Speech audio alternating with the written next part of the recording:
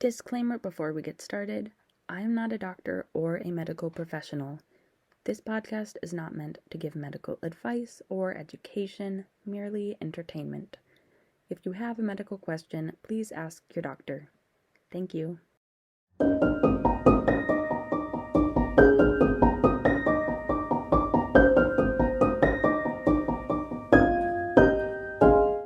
Hello, welcome to Crocheting Through Medical History. I'm Maria, here to talk about medical history.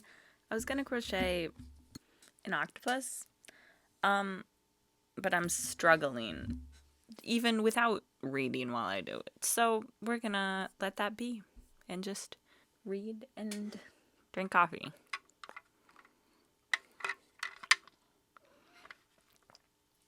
Hi, okay, we got a game. So we are today learning about scurvy because I asked Sam last night what I should read about and he said scurvy. Okay, bye. So that is what we're gonna do, Gimli. You already made the light weird. Don't make it worse. We are going to read The Age of Scurvy on sciencehistory.org. This was written by Catherine Price in 2017. One summer evening in 1808, while on a stroll through London with his wife and sister-in-law, sailor Thomas Urquhart was accosted by a stranger who wanted to know his name. I just realized I still have an earbud in. I'm gonna put that away. I just kind of live with earbuds in. Oh, the world is so loud now. Wow. Okay. As the outraged Urquhart demanded to know by what right the man questioned him, 3 or 4 men seized him, smacked him on the head, and dragged him along the street. They, quote, tore my coat from my back, and afterwards pulled me by the neck for 50 yards until life was nearly exhausted, unquote, wrote Urquhart in a letter that described the assault. Fortunately for Urquhart, passers-by intervened and the attackers fled. But unfortunately, Urquhart's experience was far from unique. In the 18th and early 19th centuries, fishermen and merchant seamen like Urquhart lived in fear of press gangs, groups of ruffians who roamed the nighttime streets searching for victims to impress into the British Navy. Whether English, Irish, American, or Canadian, any subject of the British Empire with seafaring experience was vulnerable to abduction. Gimli, that's bright. If the gang that attacked Urquhart had succeeded, he likely would have been awoken, trapped on a ship with nearly no hope of escape. By the time he returned home, if he returned home, he would have endured storms, battles, fevers, and years away from family and friends. But of all the horrors faced by sailors at the time, one of the greatest threats had nothing to do with pirates or wars or weather. It had to do with food. Now we're getting somewhere, guys. Scurvy killed more than 2 million sailors between the time of Columbus's transatlantic voyage and the rise of steam engines in the mid-19th century. Gimli, do not knock that plant over. Hey. Oh, you've already knocked my plant over. Where is it? What? This isn't time for this. The problem was so common that ship owners and governments assumed a 50% death rate from scurvy for their sailors on any major voyage. According to historian Stephen Bowen, scurvy was responsible for more deaths at sea than storms, shipwrecks, combat, and all other diseases combined. In fact, scurvy was so devastating that the search for a cure became what Bowen described as a vital factor determining the destiny of nations. None of the potential fates awaiting sailors was pleasant, but scurvy exacted a particularly gruesome death. The earliest symptom, lethargy so intense that people once believed laziness was a cause of the disease, is debilitating. Your body feels weak, your joints ache, your arms and legs swell, and your skin bruises at the slightest touch. As the disease progresses, your gums become spongy and your breath fetid, your teeth loosen, and internal hemorrhaging makes splotches on your skin. Old wounds open, mucous membranes bleed. Left untreated, you will die, likely from a sudden hemorrhage near your heart or brain. Bowen quotes a survival story written by an unknown surgeon on the 16th century English voyage that reveals the horror of the disease. It rotted all my gums, which gave out a black and putrid blood. My thighs and lower legs were black and gangrenous, and I was forced to use a knife each day to cut into the flesh in order to release this black and foul blood. I also used my knife on my gums, which were livid and growing over my teeth. When I had cut away this dead flesh and caused much black blood to flow, I rinsed my mouth and teeth with my urine, rubbing them very hard. And the unfortunate thing was I could not eat, desiring more to swallow than to chew. Many of our people died of it every day, and we saw bodies thrown into the sea constantly, 3 or 4 at a time. Scurvy affected many of the explorers we learned about in grade school. Vasco da Gama lost his brother to it. Ferdinand Magellan watched it kill many of his men who had nothing to eat. He wrote, "But old biscuit reduced to powder and full of grubs and stinking from the dirt which the rats had made on it when eating the good biscuit." The most famous scurvy-related disaster, however, and the one that fully captures the enduring importance of the tart substance we call vitamin C, was the ill-fated voyage of George Anson, whose 1740 to 1744 circumnavigation of the globe was the scene of one of the worst medical disasters at sea. In late 1739, England and Spain declared war to determine control of the Caribbean. Anson, a British captain who had recently returned from the West Indies, was put in charge of a 6-ship mission to the Pacific coast of South America, an area important to Spanish trade. In an official portrait, Anson's round face, pursed lips, and feminine curls make him look more like a grandmother than a ship's captain. But if Anson's countenance was placid, the task that lay ahead of him was far from pleasant. First, he was to aggravate the Spaniards as much as possible by attacking vulnerable Spanish towns and destroying or capturing any Spanish ships he could find. Gimli, leave the window alone. Close the curtain, Gimli. Second, he was to track down and capture one of the Spanish treasure galleons that transported silver from Acapulco to Manila in the Philippines. Shout out to the Philippines. Such a ship was so valuable it was known as the prize of all the oceans. Anson began his preparations in February 1740, and problems arose from the start. The ships assigned to Anson needed to be repaired and refitted for his mission, a task that would take months. The bigger challenge, however, was finding sailors, since the Royal Navy was snatching up for military service all the able-bodied men it could find, often through press gangs like the one Thomas Urquhart encountered in 1808. Anson's mission was low on the Navy's priority list, and even the press gangs couldn't supply him with a sufficient crew. He was supposed to sail with 2,000 men, but by July 1740, he was still a couple hundred short. The Royal Navy, eager to make room for wounded sailors from the war, eventually came up with both a clever and horrifying solution. It emptied out a hospital, Chelsea Hospital to be exact, which was home to war veterans who were so old, wounded, crippled, or mentally unsound they could no longer serve in marching regiments. Making things worse, those recruits who were relatively healthy did something quite rational. On their release from the hospital, they simply walked away. As Anson's chaplain, Richard Walter, later wrote in the voyage's official account, this left behind only such as were literally invalids, most of them being 60 years of age and some of them upwards of 70. To make up for the 240-odd quasi-competent invalids out of an initial 500 who had limped off, the Navy supplied Anson with 210 young Marines so inexperienced and untrained, wrote Walter, that they had never even been permitted to fire their guns. The 6 ships and their ragtag crews finally set sail in September after some 6 months of preparation, and since they'd survived on ship rations while waiting to depart, months without access to fresh fruits and vegetables. Already weakened by some combination of age, sickness, war wounds, and malnourishment, Anson's crew was likely terrified of what lay ahead. Years at sea, deliberately seeking out conflict wherever they could find it. But what they should have feared the most was not Spanish warships, but what sailors at the time called the Scurvy.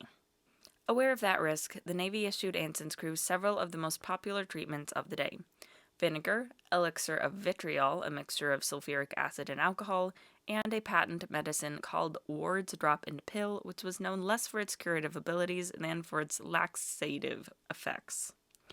While all the treatments were universally unpleasant, none did a thing to prevent scurvy. As the months wore on, the men's vulnerability increased. The disease hit at the worst possible time, while the ships were rounding Cape Horn, a turbulent stretch of ocean at the tip of South America.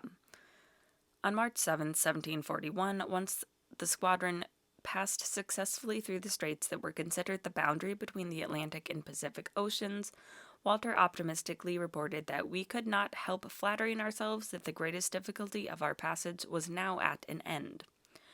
The sky was clear, the weather was calm, the men's spirits were high. But their optimism was unfounded. March 7th was, says Walter, the last cheerful day that the greatest part of us would ever live to enjoy. Gimli, don't touch that plant. Suddenly, the sky blackened and the winds shifted. As the ships were pushed off course, the water began to churn with waves so mountainous that if one had broken over a ship, wrote Walter, it would, in all probability, have sent us to the bottom. The southern hemisphere's autumn storms had begun, and once they started, they raged for months.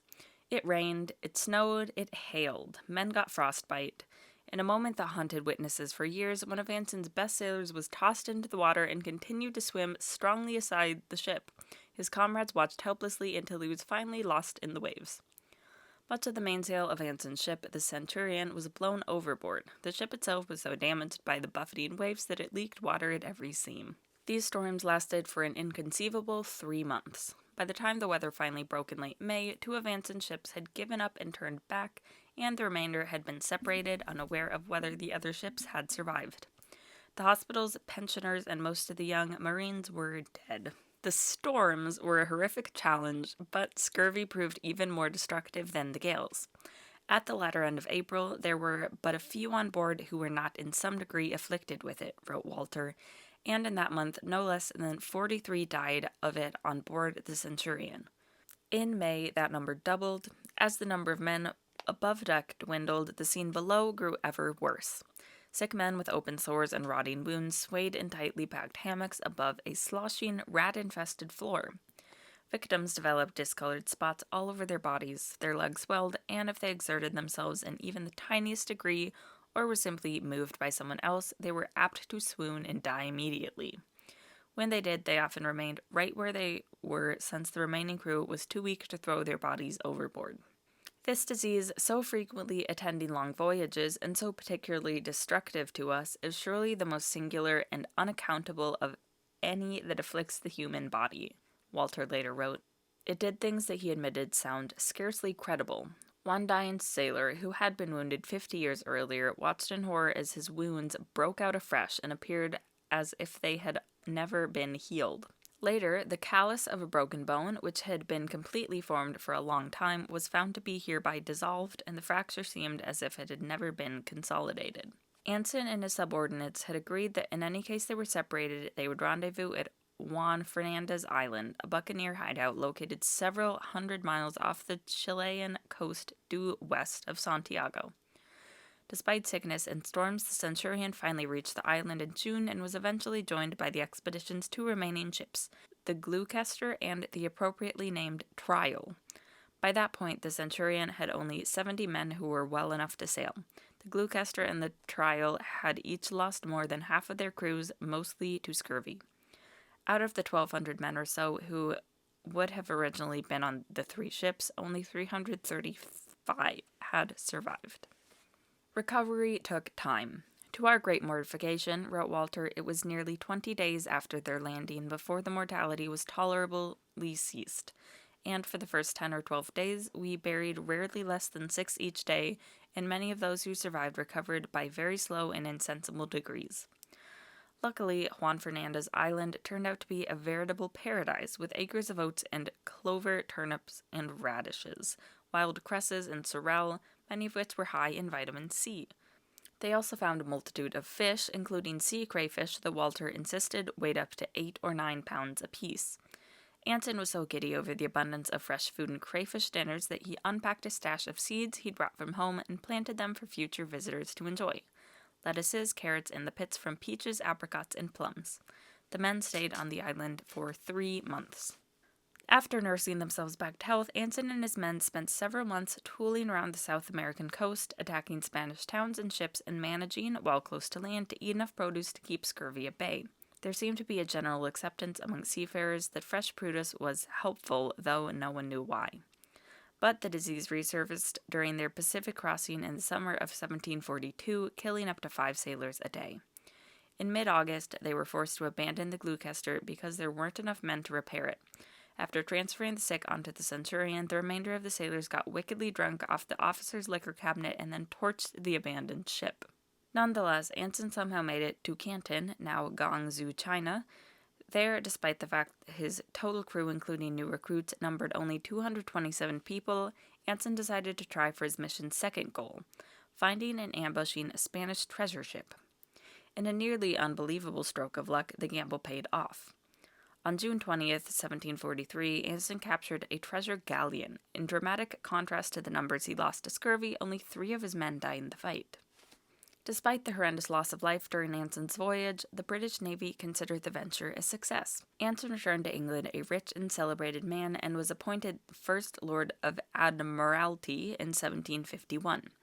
But despite his power and title, he never lost sight of the price of his success. Of the 2,000 men who set out with Anson, only a few hundred had made it home alive. When reading such gruesome accounts, it's difficult not to want to travel back in time, grab these men by the shoulders, and beg them to eat some lemons or oranges, or any of many of the foods that contain vitamin C. This wouldn't even have been a new idea. One of the strangest things about the history of scurvy and many other vitamin deficiency diseases is that people kept figuring out cures and then forgetting them. In 1535, the French explorer Jacques Cartier reported that after his ships had become locked in ice in the St. Lawrence River, his men were saved from scurvy by a special tea prepared by local Native Americans from the bark and leaves of a particular tree. In the 1500s and 1600s, several ships' captains suggested there might be a connection between fruits and vegetables and scurvy. In 1734, a Dutch physician named Johann Bokstrom came up with the term antiscurbitic without scurvy and used it to describe fresh vegetables, thus becoming the first person known to suggest that scurvy might be a deficiency disease.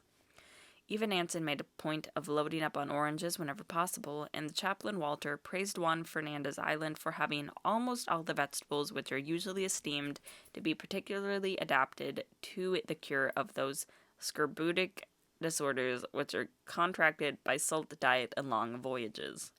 Even though no one knew the cause of scurvy or what about these various foods made them anti-scorbutic, many mariners recognized a connection between their diets and their health. Today we know why fresh veggies stave off scurvy. Despite the chemical differences among vitamins, they all play crucial roles in our metabolism, a term that, while often used in reference to our pant size, actually refers to all the series of chemical reactions that occur in our cells. Though we rarely are aware of these reactions, our lives depend on them. Walking down the street requires them, reading a book requires them, so does forming scar tissue, developing a baby, or creating any type of new cell. Chemical reactions build and break down muscle, regulate body temperature, filter toxins, excrete waste, support our immune system, and affect, or indeed cause, our moods. They generate the energy we need to breathe and use the oxygen we inhale to pull energy from food. They allow us to feel and see and taste and touch and hear. Our metabolisms aren't just a facet of our lives, they are our lives. Without these metabolic chemical reactions, we would be as inert as stone. The problem with many of these reactions, however, is that they're way too slow. If we were left to run at our own speed, life would grind to a halt. Our bodies get around this issue with the help of enzymes, large protein molecules that kickstart and speed up specific chemical reactions, often making them occur millions of times faster than they would on their own. But our bodies sometimes need help making enzymes, and enzymes themselves sometimes need help doing their jobs. That's where vitamins come in. 2 of their primary functions are to help our bodies make enzymes and to aid enzymes in their work. While enzymes speed up chemical reactions without being destroyed themselves, most vitamin-dependent reactions actually use up the vitamins. That's why we need a continuous external supply. It makes sense, then, that vitamin deficiencies cause problems because without adequate vitamins, every enzymatic process that depends on these vitamins will come screeching to a stop. In the case of scurvy, the issue is collagen, a primary structural protein of our muscle, skin, bones, blood vessels, cartilage, scars, and other connective tissues that make up some 30% of the protein in the human body. Collagen holds our tissues together. The word itself is derived from the Greek word for glue. Without collagen, our bodies would come apart from within, hence the hemorrhaging, broken bones, and loose teeth of scurvy. Despite sailors' testimonials, though, it is unlikely scurvy would cause any previously healed bones to actually dissolve. But, says Michael Levine, a medical director of the Center for Bone Health at the Children's Hospital of Philadelphia, scurvy does cause bone weaknesses that could contribute to fractures, which means that if a bone had been previously broken, the healed section might be particularly vulnerable to breaking again. We make collagen from its precursor, procollagen, with the help of enzymes, but those enzymatic reactions can't happen, and thus collagen cannot be formed without vitamin C. Early explorers didn't know about collagen or enzymes. As for the era's doctors and scientific thinkers, not only did they lack the analytical tools and chemical knowledge necessary to even conceive a nutritional deficiency disease, but many popular hypotheses about scurvy's causes were related to the ancient theory of the humors, including alkalinity, acidity, too much black bile, and blocked perspiration. Supposed triggers lacked even that medical grounding, according to author Frances Rachel Frankenberg. They ranged from fatigue and depression to homesickness, contagion, seawater, damp air, copper pans, tobacco, hot climate, cold climate, rats, heredity, contagion, too much fresh fruit, whoops, too much exercise, too little exercise, sea air, salted meat, poor morals, and filth. But even if the concept of vitamins had been familiar, vitamin C would be a tough one to figure out. Humans, along with guinea pigs, fruit bats, and several other simians, are the only mammals that can't make their own vitamin C. For every other creature, vitamin C is referred to as ascorbic acid, shorthand for antiscorbutic acid, and since their bodies can produce it in sufficient quantities, it isn't considered a vitamin at all. It's also not obvious where to find vitamin C. Cabbage and broccoli have a lot. Eggs and cheese don't have any. There are large amounts in liver and kidneys, but not in muscle meat. A half cup of pears will give a woman about 4% of her daily recommended dietary allowance, but the same amount in kiwi will give her 111%. These days, we associate vitamin C with citrus fruits. That's mainly because of the British Navy, which, beginning in the 19th century, supplied its sailors with limes, chosen instead of lemons because Britain controlled colonies that grew limes, hence the nickname limey for British sailors. But this thriftiness came at a price. Limes have only half as much vitamin C as lemons and oranges. Preparation matters too. The proponents of Rob, a popular treatment made from boiled down citrus fruit, had the right idea, but guess what? Vitamin C is destroyed by heat, not to mention cutting, bruising, exposure to air, and being cooked in copper pots. As a result, the confusion over scurvy was so great that even James Lind, the person who gets the most credit for establishing the citrus fruit cures scurvy, overlooked his own discovery. Lind was a Scottish physician who served as a naval surgeon on the British ship the HMS Salisbury in 1747 and devised what is considered to be one of the world's first controlled experiments. He took 12 sailors who were similarly sick with scurvy and divided them into 6 pairs. All the men ate the same food and lived in the same quarters of the ship. The only difference was their treatment. Lind gave each pair various daily doses of one of 6 supposed scurvy cures: a quart of hard cider, 25 drops of vitriol, 2 spoonfuls of vinegar, a half pint of seawater, 2 oranges and 1 lemon, and an electuary, a creative mix of garlic, mustard seed, balsam of Peru, dried radish root, and gum myrrh shaped into a pasty concoction the size of a nutmeg. Lest that treatment not sound random enough, these sailors also got barley water treated with tamarind and an occasional laxative dose of cream of tartar. With the exception of the citrus fruit, which ran out in less than a week, Lind administered the treatments for 14 days. As the diversity of treatments indicates, Lind's experiment had no foregone conclusion. Nonetheless, it didn't take long for one treatment to emerge as better than the others. The men treated with citrus fruits recovered so thoroughly and rapidly that they helped Lind care for the other sailors. Because of this experiment, Lind is often given historical credit for recognizing citrus as a definitive cure for scurvy, but that's not exactly what happened. Instead, when Lind retired from the Navy in 1748, he got to work on the first edition of a massive book called A Treatise of the Scurvy, containing an inquiry into the nature, causes, and cure of that disease together with a critical and chronological view of what has been published on the subject. True to its sweeping title, the book, which he dedicated to Anson, ended up being some 400 pages long. Lind described his crucial experiment in 5 paragraphs, coming about 200 pages into the book, and condensed the key result into one seriously downplayed sentence. As I shall have occasion elsewhere to take notice of the effects of other medicines in the disease, I shall here only observe that the result of my experiments was that oranges and lemons were the most effectual remedies for this distemper at sea. Lind wasn't trying to bury the lead, he just didn't recognize the significance of his results. Sure, the oranges and lemons had cured scurvy, but the sailors who got the cider seemed a little better too. This is plausible since the unrefined hard cider Lind distributed might have contained a little of the vitamin. And so rather than dwell on citrus, Lind moved on to describe his own humor-inspired explanation of scurvy. It was actually a digestive disease caused by blocked sweat glands. Unfortunately, by the time Lind published the third edition of his book in 1772, he had completely lost sight of what we now consider the most important observation. While Lind did still think lemon juice might be effective against scurvy, he thought it might clear out the blocked sweat glands, especially if mixed with wine and sugar. He included so many disclaimers that his argument was hardly convincing. I do not mean to say that lemon juice and wine are the only remedy for scurvy, he wrote.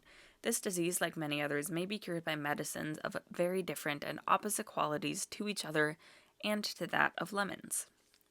Nonetheless, progress was gradually made. It had to be, as the size of the world's navies increased.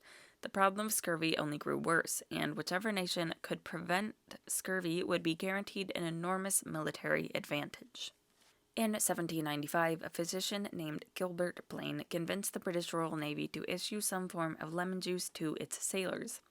His order may well have changed the course of history because it allowed Great Britain to successfully defend itself from a Napoleon-led invasion by setting up a blockade of the English Channel. This blockade, during which many of the ships spent months on the water without coming to port, went on for 20 years, a feat that scurvy would never have allowed. And yet, no matter how many times the connections between scurvy and produce was demonstrated, people kept forgetting it. Cures for scurvy continued to be lost and found and lost again. Scurvy appeared among members of the Arctic explorations of the 1820s and miners during the 1848 to 1850 American gold rush. Florence Nightingale reported entire shiploads of cabbage being tossed overboard during the Crimean War of 1853 to 1856, at the same time that sailors were perishing from the disease. The cabbage had been sent specifically to treat scurvy, but thanks to bureaucratic snafus, no one had ordered it to be distributed in men's rations. The disease plagued prisons, refugee camps, and prisoners of war in the 20th century, and emerged among the babies of wealthy and educated Americans and Europeans in the late 1800s and early 1900s because of pasteurized cow's milk. The heat destroyed the vitamin C. Nearly a century would pass after the British blockade before anyone truly understood why fresh food or cabbage was most effective in preventing scurvy. And even today, the disease reappears wherever diets and circumstances allow. Doctors at the Bay State Medical Center in Springfield, Massachusetts, recently reported that between 2010 and 2015, they had found at least 30 cases in one of Springfield's poorest neighborhoods. As is true with all vitamin deficiency diseases, scurvy can never be eradicated. Adequate nutrition is its only prevention and only cure. Now, looking back, it's tempting to criticize our historical predecessors for not realizing or remembering what appears obvious. But history and science are rarely as straightforward as hindsight makes them seem, and the story of vitamins is no exception. The history of vitamins was not a moment, but a process, a fascinating and often complicated journey in 3 parts. The first step on this path was the recognition and acceptance of the idea of nutritional deficiency diseases, and the acceptance that the idea depended on 2 radical new concepts. The diet can have a direct effect on health, and that sickness can be caused not just by presence of something in food like a germ or toxin, but a substance that is missing. The end. I really like how this article is set up because it shows a good in-depth history of what the disease caused and what it looked like in a historical sense, but also it a little bit deep dove into okay, this is exactly in the body why it caused what it did, and then it went on to explaining how the discovery of the problem and fixing the problem happened. I very much enjoyed that. Again, this is sciencehistory.org with the article, The Age of Scurvy. That was really fun, guys. I had a good time. I'm not going to do a crochet reveal of the things I've been making right now, but if you go over to my Instagram, at MariaMakesMakes, you can see I'm about to post a weekly recap, or at this point on Thursday, I will have already posted on Monday a weekly recap of what I made this week, and you can see the cool things that I've been making. Thanks for joining me. Like, subscribe, share with your friends, comment.